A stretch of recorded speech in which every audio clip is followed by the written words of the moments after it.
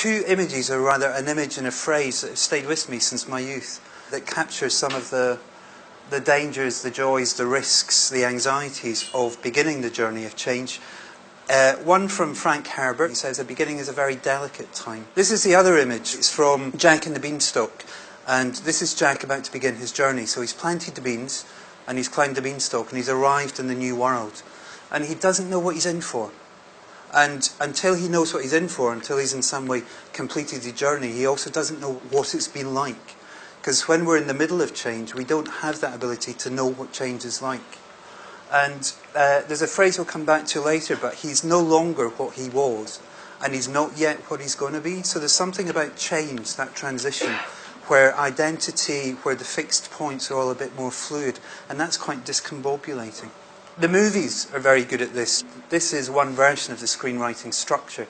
So at the beginning of the movie, you've got Act 1, the small world of established habit, of established routine, and the world that is going to be disrupted, whether it's by the meteor in the Bruce Willis movie or by the tragedy in the art house Grief Fest. Something is going to come along to disrupt your established world.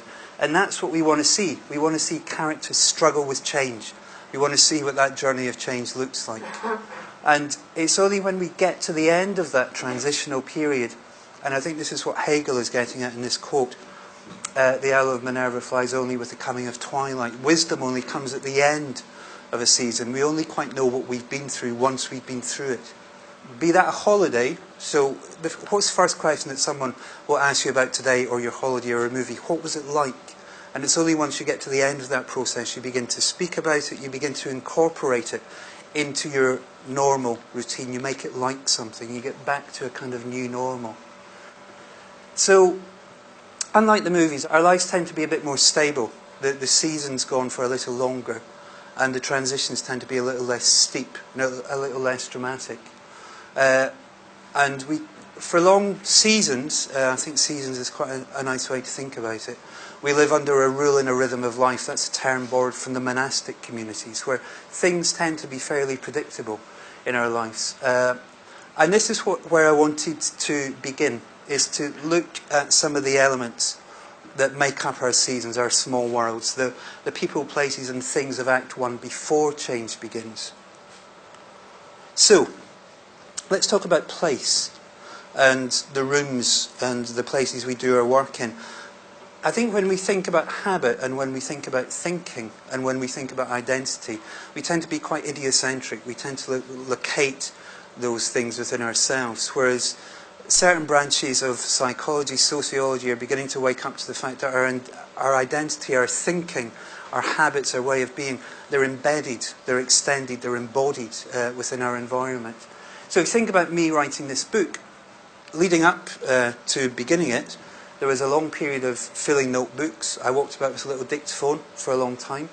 I then transcribed all of that stuff. I indexed it, wrote it into filing cards, set up a filing cabinet that the filing cards referred to, then made a map of all the chapters of all 3 books, which makes me sound incredibly OCD. I'm not. This is very unusual behaviour for me.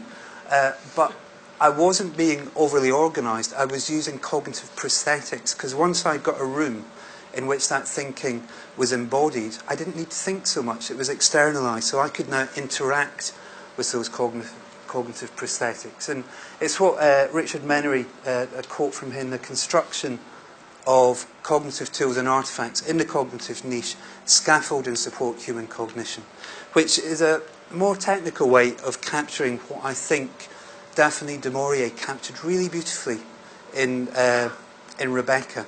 So I'm presuming most of you know the basic story of Rebecca, which is the new Mrs. de Winter moves into this palatial country estate where the deceased Rebecca used to preside, and very much this dead ex-wife of her new husband, of Mrs. de Winter's new husband, Rebecca, she still presides over Manderley. And it's, in some ways, it's almost like a ghost story, because as the new Mrs. de Winter says, Rebecca is in the house still. But it's quite unusual, this story, or indeed unique, in it's a secular haunting. So Rebecca's not there as a persecutory spirit. She's there as a rule and a rhythm of life. So everything that happens in Manderley, everything that happens in this house, has been pre-prescribed. So The servants obey her orders still. The food we ate in the room was the food she liked. Her favourite flowers filled the room. Not only that, but the walks that they take at certain times of day, when guests are met, where guests are met, when letters are opened. All the rules and the rhythms are prescribed by Rebecca, and they still encode, they still embody Rebecca.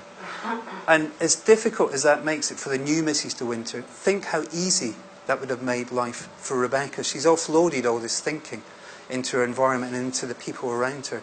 And effectively, we're all Rebeccas of our own Manderleys. We all live in rooms haunted by ourselves, and they massively facilitate our everyday being.